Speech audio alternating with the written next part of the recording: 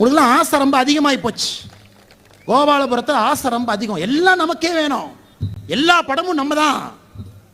படம் இத்தனை நாளாக வாங்கிட்டு இருந்தீங்க, இப்போ படம் எடுக்கிறது நீங்கள் தான், படத்தில் நடிக்கிறதும் நீங்கள் தான், படத்தை போய் பார்க்கறது நீங்கள் தான். அந்த படத்தை நாங்கள் எதுக்கு வந்து பார்க்குறோம்? எல்லாம் நமக்கு தான், யாருக்கும் எது இருக்கக்கூடாது. எந்த கான்ட்ராக்டாக இருந்தாலும் மாப்பிள்ளை தான் பண்ணணும். மாப்பிள்ளை தவிர ஒருத்தரும் பண்ணக்கூடாது. ஏன்னா நமக்கெல்லாம் பிள்ளை குட்டி இல்லை, நமக்கெல்லாம் குழந்தைங்க இல்லை, நம்ம வீட்டில் அடுப்பில் எரிய வேண்டாம், நான் யாரும் எந்த வேலையை செய்ய வேண்டாம், எல்லாம் நீயே செஞ்சுக்க. எல்லாம் மாப்பிள்ளை தான். மாப்பிள்ளை தாண்டி மிச்சம் மீதி இருந்தால் தூக்கி பிச்சை ஓடு பிடிச்சிட்டு போவாங்க. சொந்த உழைப்பில் அது 200 ரூபா சட்டையாக இருந்தாலும் சொந்த காசில் 200 ரூபா சட்டையை வாங்கி இங்கே போட்டு உட்காந்துருக்கீங்க. 2000 ரூபா சட்டை நாங்கள் போடல. 1.5 கோடி ரூபா காரில் வரல. பாக்கெட்டில் வச்சிருக்கிற பேனா 35,000 ரூபாய் இல்லை. போடுற செருப்பு 15,000 இல்லை. எல்லாம் 200 300 தான். இது 200 300க்கான காலம் தான். இது ஏற்றுக்க முடியலன்னா கிளம்பிருக்கு. அப்படி தான் இருக்கும். சாமானிய மனிதர்களுக்கான காலம் தான் இது. உங்கள் ரேஞ்சுக்கு உங்கள் லெவலுக்கு தான் ஒரு எதிரி வருவான்னு பார்த்தா என்னை மாதிரி மாடு மேய்க்கிறவன் தான் இப்போ வருவான். என்னை மாதிரி ஆடு வச்சிருக்கவன் தான் வருவான். அதை ஏற்றுக்க பழகிக்கணும். சமீபத்தில் முதலமைச்சர் ட்ரெயின் ஏறினார் தென்காசிக்கு. அப்போ நம்ம ஊப்பின்னு சொல்லுவோம், உங்களுக்கு தெரியும் ஊப்பின்னா யாருன்னு, உடன்பிறப்பு. ஒரு உடன்பிறப்பு சொன்னார், தளபதி இந்த சங்கீஸ் தொல்லை தாங்க முடியல தளபதி. இப்பத்தான் நம்ம ஆளுக வந்திருக்காங்க, இப்பவே கலந்துனா எப்படி, இன்னும் வேற டைம் வேற இருக்குது. ஏன்னா முதலமைச்சருக்கு என்ன பண்றதுன்னு தெரியல. என்னடா அவனுகிட்ட இருந்து தப்பிச்சு ட்ரெயினில் போகலான்னு பார்த்தா இங்கேயும் வந்து ஒரு ஊப்பி நம்மளையே பார்த்து, தளபதி இந்த சங்கிங்க தொல்லை தாங்க முடியல, கொஞ்சம் பார்த்து காப்பாத்துன்னு சொல்றாங்களே. அந்த அளவுக்கு முதலமைச்சர் பார்த்தீங்கன்னா கிடுக்கு பிடியில் மாட்டியிருக்கார். இங்கேயும் போக முடியாமல் குடும்பம், மருமகன், மகன் எல்லாம் அவங்க ஒரு பக்கம், மனைவி இப்படி பண்ணுங்க அப்படி பண்ணுங்க, இங்கே கமிஷன் வருதுன்னு. இன்னொரு பக்கம் நம்ம சங்கிங்க, ஏன் தப்பு பண்ணுறீங்க, ஏன் அதை பண்ணுறீங்க, ஏன் அப்படி பண்ணுறீங்க, ஆர்ப்பாட்டம் போராட்டம் டெய்லி நடத்துகிறாங்க. அந்த நேரத்தில் முதலமைச்சரை பார்த்து அந்த யூபி அந்த கேள்வி கேட்டார்னா ஏற்றுக்கலாமான்னு நீங்களே சொல்லுங்கள். அதனால் அந்த உடன்பிறப்புக்கு நான் இப்போது பதில் கொடுக்க கடமைப்பட்டிருக்கிறேன். தம்பி, இப்போ தான் வந்திருக்கும், இப்போ தான் வார்மப் ஆகிருக்கும், இப்போ தான் சட்டி சூடாக இருக்குது. இன்னும் 17 மாதம் இருக்கு. 2027 பாராளுமன்ற தேர்தல் வரைக்கும் இதை விட பயங்கரமாக இருக்கும். இதுக்கே கதறினீங்கன்னா இன்னும் கதறக்கு நிறைய இருக்கு என்று அந்த யூபிக்கு அன்போடு இந்த மேடையிலேருந்து தெரிவிச்சுக்கிறேன். அடுத்து பார்த்தீங்கன்னா இந்த திமுக கட்சி தனிப்பட்ட முறையில் என்னை விமர்சனம் பண்ணுறது உங்களுக்கு ஒரு பொழுதுபோக்கு. ஒரு அவார்டு கொடுப்பாங்களாட்டிருக்கு. இந்த மாதம் அண்ணாமலை யாரையும் அதிகமாக திட்டினேன், ஆனால் நான் திட்டினேன், ஓகே உனக்கு ஒரு அவார்டு. இந்த மாதம் யாரையா திட்டினேன், நான் திட்டினேன். காலையிலிருந்து இரவு வரை இவனுக்கு ஆரம்பிச்சு நம்ம குடும்பம் என்னைய எப்படி எங்கே படித்தேன் என்ன பண்ணேன், இதில் நீங்கள் கொடுக்குற கவனத்தை கொஞ்சமாச்சு மக்கள் பக்கம், மக்களுடைய குறைகள் பக்கம். இன்னைக்கு முதலமைச்சர்கிட்ட சொல்கிறேன், ஐயா ஒரு சாதாரண ஒரு குடும்பத்தில் ஒரு கிராமத்தில் பிறந்து மக்களுடைய அன்பு அரவணைப்பு ஆதரவில் படித்து அதன் பின்பு இன்ஜினியரிங் முடித்து மேனேஜ்மெண்ட் முடித்து சிவில் சர்வீஸ் எக்ஸாம் பரீட்சை பாஸ் பண்ணி ஐபிஎஸ் ஆகிட்டங்க ஐயா. ஆனால் ஆனது முக்கியம் இல்லைங்க ஐயா, நான் எம்பிஏக்கு வாங்கின கடனை கட்டுறதுக்கு 7 வருஷம் ஆச்சுங்க ஐயா. 7 வருஷம் ஆச்சு. ஏன்னா கவர்மெண்ட்டில் சம்பளம் கம்மியாக தான் வரும், 60,000 80,000 வரும் ஏஎஸ்பியா எஸ்பியா இருக்கும் பொழுது. அதில் குடும்ப செலவுக்கு 40,000 போயிடும். மாதம் மாதம் வாங்கின லோன், எம்பிஏ படிக்கும் பொழுது இன்ஜினியரிங் படிக்கும் பொழுது வாங்கின லோனை கட்டுறக்கு 25,000 போயிடும். அதை ஒதுக்கி வச்சு 7 வருஷம் ஒதுக்கி வச்சு நான் வாங்கின லோனை கட்டிட்டு இன்னைக்கு வந்திருக்கேங்க ஐயா. எனக்கு தெரியும் இது அனைத்துமே நீங்க வச்சிருக்கிற ரேஞ்ச் ரோவர் காருக்கு டயர் மாத்திர காசு. எல்லாம் ரேஞ்ச் ரோவர் காருக்கு 2 டயர் மாத்திர காசு. இது உங்களுக்கு பெருசு. நான் வாங்கின லோனு, அதை கட்டினது, கஷ்டப்பட்டது, அதெல்லாம் உங்கள் ரேஞ்ச் ரோவர் கார் உங்கள் பட்டத்தில் இருக்க 2 டயரை மாற்றினீங்கன்னா அந்த பணத்தை நீங்கள் கொடுக்கணும். அதனால் உங்களுக்கு என்ன பிரச்சனைன்னு நான் தெரியாமல் திமுக காரனை கேட்குறேன். சாமானிய மனிதன் அரசியலுக்கு வருவது பிரச்சனைனா அப்படித்தான் நாங்கள் அரசியலுக்கு வருவோம், அப்படித்தான் வரும். காலங்காலமாக ஒரு குடும்பத்திலிருந்து அப்படியே இருக்கிறீங்க. புதுசா ஒருத்த வந்து கேள்வி கேட்டுருவான் அப்படின்னு நீங்க நினைச்சீங்கன்னா என்னை மாதிரி லட்சக்கணக்கான புதியவர்கள் வருவார்கள். இல்ல இந்த அரசியல் அப்படியே நாகரிகமா போச்சு, 4 வருஷம் எதுவுமே நடக்காது, எதிர்க்கட்சி 4 வருஷம் முடிஞ்சதுக்கு அப்புறம் தூக்கத்திலிருந்து எந்திரிச்சு வருவாங்க, இவனுக்கு என்ன டெய்லி கேள்வி கேட்கறான்னு நினைச்சீங்கன்னா அப்படித்தான் டெய்லி கேள்வி கேட்போம், அப்படித்தான் கேட்போம்.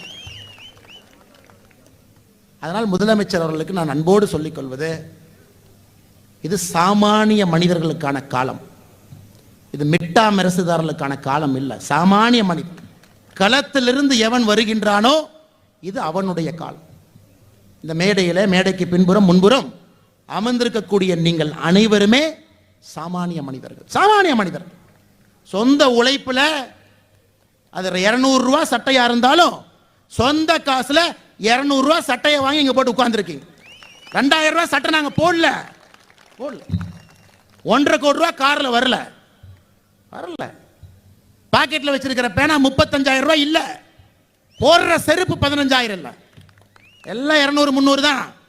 இது 200 300க்கான காலம் தான். இது ஏத்துக்க முடியல கிளம்பி இருக்கு, அப்படித்தான் இருக்கும். சாமானிய மனிதர்களுக்கான காலம் தான் இது. உங்க ரேஞ்சுக்கு உங்க லெவலுக்கு தான் ஒரு எதிரி வருவான்னு பார்த்தா என்னை மாதிரி மாடு மேய்க்கிறவன் தான் இப்போ வருவான், என்னை மாதிரி ஆடு வச்சிருக்கவன் தான் வருவான். அதை ஏத்துக்க பழகிக்கணும், ஏத்துக்க பழகிக்கணும், ஏத்துக்க பழகிக்கணும். எல்லா திமுக காரனும் ஏத்துக்க பழகிக்கணும். அது எப்படி? எங்க அப்பா, எங்க தாத்தா, நான், நாங்க தனியா வர்றோம், நீ வாயா, மொத்த குடும்பத்தை கூட்டிட்டு வா, உள்ள இருக்கிறவங்க பூமிக்குள்ள இருக்கிறவங்க எழுப்பி கூட்டிட்டு வா பார்க்கலாம். 1949 திமுக பிறந்ததிலிருந்து உங்க தாத்தா பாட்டில மொத்தமா கூட்டிட்டு வா, நாங்க பார்க்கிறோம். எல்லாத்தையும் கூட்டிட்டு வா, எல்லாத்தையும் கூட்டிட்டு வா. அதான பிரச்சனை உங்களுக்கு, அதான பிரச்சனை. சாமானிய மனிதன் அரசியலுக்கு வரக்கூடாது. வந்தா அப்பாவை இழுத்து பேசுவ, அம்மாவை தவறா பேசுவ, அதான உன் பிரச்சனை. சாமானிய மனிதன் வந்தா குடும்பத்தை இழுத்துக்க பார்த்துக்கலாம், இழுத்துக்க பார்த்துக்கலாம். எங்க சவால் வந்து நாங்க தனியா தான் வரும், நீ எல்லாத்தையும் கூட்டிட்டு வா. ஊருக்கு போ, கீதா ஜீவன் அக்காக்கு சேர்த்து, பெரியசாமி ஐயால இருந்து எல்லாத்தையும் கூட்டிட்டு வாங்க, தம்பி கூட்டிட்டு வாங்க. எங்காலுக்கு பிஜேபி காரன் தனியா தான் வருவான், தனியா ஒரு துண்டை போட்டுட்டு 400 ரூபா சம்பாதிப்பான், அவ்வளவுதான் வேலைக்கு போவான், அதில் 200 ரூபா கட்சிக்கு கொடுப்பான், அப்படித்தான் வருவான். கொஞ்சம் பார்த்தா வாட்ட சாட்டமாலாம் இருக்க மாட்டான், 100 ரூபா செருப்பு போட்டிருப்பான், அப்படிதான் போட்டிருப்பான். சட்டையில் 2 பட்டனு பிஞ்சு போயிருக்கும், அப்படித்தான் இருப்பான், அப்படித்தான் இருப்பான். அரசியல் பண்ணி பழகிக்கணும், அப்படித்தான் அரசியல். அப்படி நீக்கு போக்கா நீட்டா உங்களை மாதிரி ஒரு நாளைக்கு 5 சத்தம் மாத்திரவன்லாம் பிஜேபியில் யாரும் இல்லை. அப்படிப்பட்டவர்கள் பிஜேபிக்கு வரமாட்டாங்க, சாதாரண மனிதன் தான். அப்படித்தான் இருப்போம், பழகிக்குங்க, பழகிக்குங்க. அந்த உடன்பிறப்பு கதறின மாதிரி கதறாம பக்குவமா பழகிக்கணும். காலம் மாறிடுச்சு, சாமானிய மனிதர்களுக்கான காலம் இது, சாமானிய மனிதர். இல்லைன்னா எங்கேயோ பிறந்து ஏதோ ஒரு குடும்பத்தில், டிவிக்கக்கூடிய ஒரு குடும்பத்தில் பிறந்த நரேந்திர மோடி அவர்கள் எனக்கு இந்தியாவுடைய பிரதமராக இந்த மண் உட்கார வைக்க சாமானிய மனிதன் தான். உங்களுக்குலாம் ஆசை ரொம்ப அதிகமாகி போச்சு. கோபாலபுரத்தில் ஆசை ரொம்ப அதிகம், எல்லாம் நமக்கே வேணும், எல்லா படமும் நம்ம தான். படம் இத்தனை நாளா வாங்கிட்டு இருந்தீங்க, இப்ப படம் எடுக்கிறது நீங்க தான், படத்தில் நடிக்கிறதும் நீங்க தான், படத்தை போய் பார்க்கறது நீங்க தான். அந்த படத்தை நாங்க எதுக்கு வந்து பார்க்கணும்? எல்லாம் நமக்கு தான், யாருக்கும் எது இருக்கக்கூடாது. எந்த கான்ட்ராக்டா இருந்தாலும் மாப்பிள்ளை தான் பண்ணணும், மாப்பிள்ளை தவிர ஒருத்தரும் பண்ணக்கூடாது.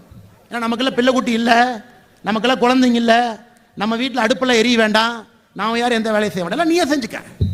எல்லாம் மாப்பிள்ளை தான். மாப்பிள்ளை தாண்டி மிச்சம் மீதி இருந்தால் தூக்கி பிச்சை ஓட பிடிச்சிட்டு போவாங்க. இது என்னையா நினைச்சிட்டு இருக்கீங்க? என்ன காலம் நினைச்சிட்டு இருக்கீங்க? என்ன காலம் நினைச்சிட்டு இருக்கீங்க? ரேஞ்ச் ரோவர் காரில் போயிட்டு ஒரு வீட்டுக்கு வெளியே துக்க விசாரிக்க போவாங்க திமுகவுடைய பட்ட தலைவரசர். ரேஞ்ச் ரோவர் காருக்குள்ள பாத்ரூம் செப்பல் இருக்கும். நான் சொல்றது நீங்க கவனிங்க. 1 மணி நேரத்துக்கு முன்னாடி எடுத்த போட்டோல அருமானி செப்பல் இருக்கும், 35,000 ரூபா 45,000 ரூபா செப்பல். அந்த வீட்டுக்குள்ள போகும்போது 160 ரூபா பாத்ரூம் ஸ்லிப்பர் இருக்கும். எத்தனை நாளைக்கு ஏமாத்துவீங்க? எத்தனை நாளைக்கு குடும்ப தொலைக்காட்சியை வச்சு எத்தனை நாளைக்கு போட்டோ எடுத்து போடுவீங்க? அதை எத்தனை நாளைக்கு மக்கள் பார்ப்பாங்க? எத்தனை நாளைக்கு ஏமாத்துவீங்க? எத்தனை நாளைக்கு ஏமாற போறோம்? எத்தனை நாளைக்கு ஏமாற போறோம்?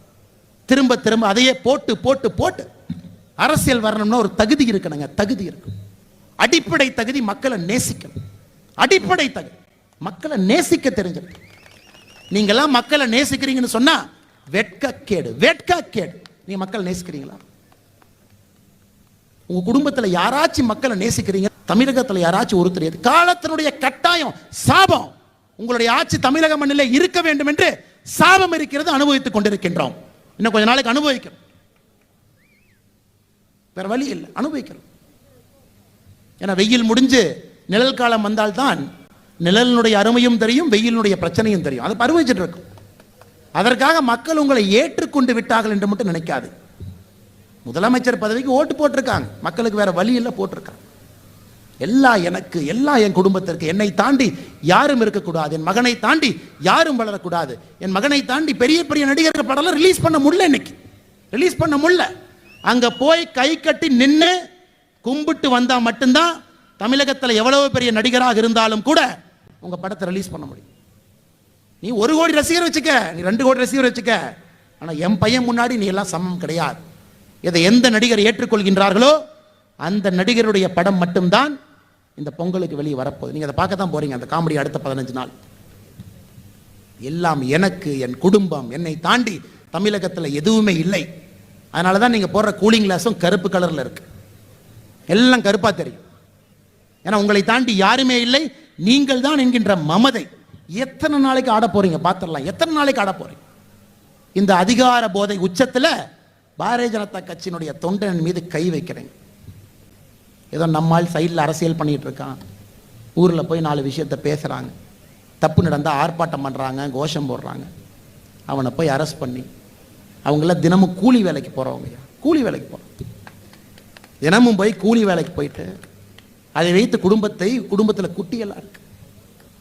அப்படியே அரெஸ்ட் பண்ணிட்டீங்கன்னா, அப்படியே பயத்தை காட்டிட்டீங்கன்னா நாங்கள் அப்படியே பயந்துருவோம், வீட்டை விட்டு வெளியே வர மாட்டோம், அப்படியே வீட்டில் உட்காந்து. நீ அரெஸ்ட் பண்ணத்தான் எங்க பொதுக்கூட்டங்கள் அதிகமாகிக் கொண்டிருக்கிறது, மக்கள் அதிகமாக வர ஆரம்பித்திருக்கின்றார்.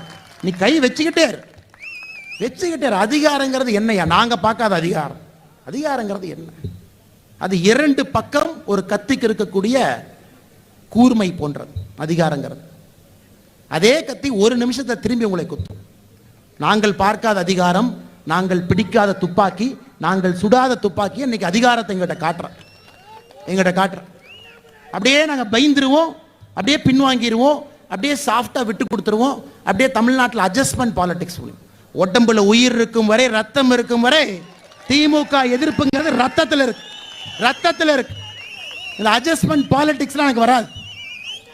அட்ஜஸ்ட்மெண்ட் பாலிடிக்ஸ் அப்படியே பண்ணிக்கிட்டு பிஜேபியில் உட்காந்துக்கிட்டு அப்படியே திமுக காரன் அப்படியே தொடவி கொடுத்துக்கிட்டு 10 பாதிஷா இருந்துக்கிட்டு நீ 2 கான்ட்ராக்ட் தூக்கி போட்டீங்கன்னா என் குடும்பத்தை வச்சு வாழ்ந்துட்டு அதை போன்று பிழைக்க வேண்டிய என்கின்ற அவசியம் எனக்கும் இல்லை, என்னுடைய தொண்டர்களுக்கும் இல்லை. நீ எப்பெல்லாம் எதையெல்லாம் காட்டி மிரட்டுவே எல்லாம் காட்டிட்ட. இப்போ அதற்கெல்லாம் நாங்கள் பயப்படாதனால எங்களை எப்படி ஹேண்டில் பண்றதுன்னு உனக்கு தெரியல. எப்படி அவனை ஹேண்டில் பண்றது? நான் ஏற்கனவே சொல்றேன், திறந்த புத்தகம். 10 வருஷம் காவல்துறையில் இருக்கேன், 1 பைசா வாங்கியிருக்கேன் போய் நீ காட்டு. 1 பைசா. தமிழ்நாட்டில் 250 ஐபிஎஸ் ஆஃபீஸர் இருக்காங்க, எல்லாத்துக்கும் ஸ்பெஷல் டியூட்டி போட்டு நான் வேலை செஞ்ச இடத்துக்கு அனுப்பு. 1 பைசா லஞ்சத்தை நீ காட்டு. 1 பைசா நீ காட்டு. நான் தான் ஓபன் சவால் விடுறேனே. அதிகாரத்தை பார்த்து பேசுறேன், சாதாரண மனிதனா பேசல. அதிகாரத்தை பார்த்து எதிர்த்து நிற்கின்றோம். 250 ஐபிஎஸ் ஆஃபீஸர் ஸ்பெஷல் டியூட்டி அனுப்பு. 1 பைசா அவர் வாங்கினார். ஹோட்டல்ல சாப்பிட்டுட்டு பில் கொடுக்காம வந்தார், பிடிச்சிட்டு பார்க்கலாம். நான் சாப்பிட்ட ஹோட்டல்ல 10 வருஷத்துல பில் கொடுக்காம சாப்பிட்டாரான்னு பிடிச்சிட்டு அவங்க எல்லாம் இங்கெல்லாம் ஒண்ணுமே இல்லை. 10 வேட்டி 10 சட்டை அவ்வளவுதான். ஆடு இருக்கு, மாடு இருக்கு, துணிஞ்சுதான் இங்க வந்திருக்கும். அதனால இந்த மிரட்டி பார்க்கறது, உருட்டி பார்க்கறதெல்லாம் அங்கேயே வச்சுக்கணும். கீழே இறங்க ஆரம்பிச்சோம்னா அது வேற மாதிரி ஆகும். கஷ்டத்தை பார்த்து இங்கே நின்று கொண்டிருக்கின்றோம். கஷ்டத்தை பார்த்து அப்பாவோட பேரை வச்செல்லாம் இங்க யாரும் வரல. பாலிடிக்ஸ்ல டேக் ஆஃப் பண்றவங்களுக்குலாம் 45 வருஷம் ஆச்சு. உங்க பையனுக்கு 200 கோடி ரூபாயில படமா எடுத்து இன்னும் டேக் ஆஃப் ஆகல. அந்த ஒரு பாலமும் காத்துல போச்சு. பாலம் தான் டேக் ஆஃப் ஆச்சு, அவரு டேக் ஆஃப் ஆகல. பாலம் டேக் ஆஃப் ஆகி போயிடுச்சு. 1 கோடி 2 லட்சம் ரூபாய். அதனால இது சாமானியர்களுக்கான அரசியல்னு எப்ப திமுகவுக்கு புரிய போகுது, எப்ப முதலமைச்சருக்கு புரிய போகுது? இது 200 ரூபாய் சட்டை போட்டிருக்கான அரசியல் எப்ப தெரிய போகுது? இது 100 ரூபாய் செருப்பு போடுற அரசியல் எப்ப தெரிய போகுது? பெரிய பெரிய கார்ல வர்ற அரசியல் இல்லை இது. உங்களை போன்று பஸ்ஸை பிடிச்சு, ஆட்டோவை பிடிச்சு, வண்டியை பிடிச்சு ஒரு நாள் சாயங்காலம் மத்தியானத்துக்கு மேல வேலைக்கு போகாம இன்னைக்கு பாரதிய ஜனதா கட்சியுடைய கூட்டத்திற்கு போய் அமர்வோம் வந்திருக்கின்றீங்களா? அந்த அரசியல். நேர்மையும் தூய்மையும் இருந்தால் அரசியலே மாற்றம் என்பது நிச்சயமாக சத்தியம், அது நடந்தே தீரும். ஆனால் நீங்க நம்பணும், களப்பணி செய்யணும், உயிரை கொடுக்கணும், வீடு வீடா போகணும், வெறி பிடிச்ச நாய் போல வேலை செய்யணும், வெறி பிடிச்ச நாய் போல. ஒரு வீடு அந்த ஏரியால பாரதிய ஜனதா கட்சியுடைய வாக்காளர் இல்லாம ஒருத்தனை விடக்கூடாது. போய் கேட்கணும், உட்காரணும், மண்டி போடணும், கேட்கணும், சொல்லணும், சண்டை போடணும். இவ்வளவு விஷயம் ஒரு கட்சி செய்துவிட்டு ஓட்டு கேட்கறதுக்கு நமக்கு என்னங்க கூச்சம்? எப்படிப்பட்ட தலைவனை வைத்திருக்கின்றோம்? எப்படிப்பட்ட தலைவனை வச்சிருக்கோம்? எப்படிப்பட்ட தலைவன்? 21 ஆண்டுகள் ஆட்சியில் இருக்கான். 21 ஆண்டுகள். ஒரு குண்டூசி திருநான்னு கம்ப்ளைண்ட் இருக்கா? குண்டூசி திருடி விட்டான் என்று மோடி மேல கம்ப்ளைண்ட் இருக்கா? எப்படிப்பட்ட தலைவனை வைத்திருக்கின்றோம்? ஓட்டு கேட்கறதுக்கு நமக்கு எதுக்கு சங்கட பண்ணணும்? எதுக்கு சார் சங்கட பண்ணணும்? எதுக்குமா சங்கட பண்ணணும்? ஓட்டு கேட்கறதுக்கு நெஞ்ச நிமிர்த்தி கேட்கணும். ஓட்ட நெஞ்ச நிமிர்த்தி, எப்படி நெஞ்ச நிமிர்த்தி கேட்கணும். தமிழகத்தில் செஞ்சிருக்கோம். மூளை முடுக்கெல்லாம் கட்சி சென்றிருக்கிறது. நம்முடைய நலத்திட்ட பணிகள் செல்லாத இடம் கிடையாது. தாய்மாரிலிருந்து மகளிரிலிருந்து எல்லாத்துக்கும் கொடுத்திருக்கோம். எல்லாத்துக்கும் அள்ளி அள்ளி கொடுத்திருக்கோம். பாரபட்சம் எங்கேயும் பார்க்கவில்லை. அனைவரையும் மனிதர்களாக மதித்து மோடிஜி வேலை செஞ்சிருக்கார். இந்த மனுஷனுக்கு ஓட்டு, ஸ்டாலினுக்கு ஓட்டு கேட்கறதுக்கு வேட்டியை மடிச்சு கட்டிக்கிட்டு கோட்டர் பாட்டில சொருவிட்டு போறான். மோடிஜியை ஓட்டு கேட்கறதுக்கு நாம் எதுக்குங்க தலையை கீழே போட்டுட்டு போனோம்? எதுக்குங்க தலையை கீழே போட்டு போனோம்? அதனால்தான் இது அணிப்பிரிவினுடைய மாநாடு. அணிப்பிரிவினுடைய மாநாடாக இருக்க வேண்டியது இப்பொழுது மக்கள் பொதுக்கூட்டமாக மாறி இருக்கிறது. காரணம், எங்கேயும் போறதில்ல. உருட்டி மிரட்டி தமிழ் வந்தா திணிச்சிருவாங்க, மிதிச்சிருவாங்க. எத்தனை நாளைக்கு ஐயா போய் சொல்லு? அதனால் சகோதர சகோதரிகளை, எப்பொழுதுமே புலம்பல் சத்தம் அதிகமாக கேட்டா நம்ம சரியான பாதையில் போறோம்னு அர்த்தம். சமீப காலமா திமுகவினுடைய ஊபிக்களுடைய புலம்பல் சத்தம் அதிகமாக கேட்குது. சரியான பாதையில் போறோம். இன்னும் வேகத்தை அதிகப்படுத்த வேண்டும். இன்னும் வேகத்தை அதிகப்படுத்தணும். இன்னும் வேகத்தை அதிகப்படுத்தணும். இன்னும் ஸ்பீடா போகணும். இன்னும் மக்களை சந்திக்கணும். இன்னும் ஆக்ரோஷமா இருக்கணும். ஏன்னா நமக்கு இந்த வாய்ப்பு கிடைக்காது. வாய்ப்பு கிடைக்காது. இதை விட மோசமான ஆட்சி தமிழக வரலாற்றில் இருந்ததில்லை. இதை விட நல்ல ஆட்சி இந்திய வரலாற்றில் இருந்தது கிடையாது. இதை விட நல்ல ஒரு மனிதன் இந்தியாவுடைய பிரதமராக இருந்தது கிடையாது. இந்த வாய்ப்பை தவற விட்டோம் என்றால் சரித்திரத்திற்கே ஒரு சாபம் செய்கின்றோம் என்ற அர்த்தம். அதனால் நீங்க வெறி பிடிச்சி வேலை செய்யணும். வெறி பிடிச்சி யாரை பார்த்து பயப்படாதீங்க. எவ்வளவு இருந்தாலும் பார்க்கலாம். எவ்வளவு பணத்தை இறக்கினாலும் பார்க்கலாம். என்ன 1000 கோடி இறக்குவே தூத்துக்குடியில? இறக்கு. நீங்க செருப்பு தேயத்தை எக்ஸ்ட்ரா நடக்கணும், அவ்வளவுதான். 1000 கோடி இறக்கு பார்த்துக்கலாம். செருப்பு தேயத்தை நடங்க. ஒரு வீடா ஏறி இறங்குங்க. அவங்க ஓட்டு போடுறேன்னு சொல்ற வரைக்கும் வீட்டை விட்டு வெளியே வராதிங்க. ஓட்டு போட மாட்டேன்னா காரணத்தை கேளு. ஆட்சியை பத்தி சொல்லுங்க, மோடிஜியை பத்தி சொல்லுங்க, நம்ம வேட்பாளரை பத்தி சொல்லுங்க. ஓட்டு தானா போடுவோம். அதனால் அனைவரையும் பார்க்க வேண்டிய பொறுப்பு நமக்கு இருக்கிறது. நானும் அதிகமாக பேசிவிட்டேன். உங்களை எல்லாம் பார்த்து ஒரு பெரிய உற்சாகம் என்று கோவில்பட்டியில் தூத்துக்குடி வடக்கு மாவட்ட இந்த அணிப்பிரிவு மாநாடு இந்த பொதுக்கூட்டத்தில் வந்து பேசியதிலே மற்றற்ற மகிழ்ச்சி. நீங்களும் பொறுமையாக அமர்ந்திருக்கின்றீர்கள். உங்கள் அனைவருக்கும் நல்லது நடக்கட்டும். தமிழகத்திலே மாற்றம் நிச்சயம் சத்தியம் என்று சொல்லி வாய்ப்பு கொடுத்த உங்கள் அனைவருக்கும் என்னுடைய நன்றி கலந்த வணக்கத்தை தெரிவித்துக் கொள்கின்றேன். பாரத் மாதா கி ஜெய்.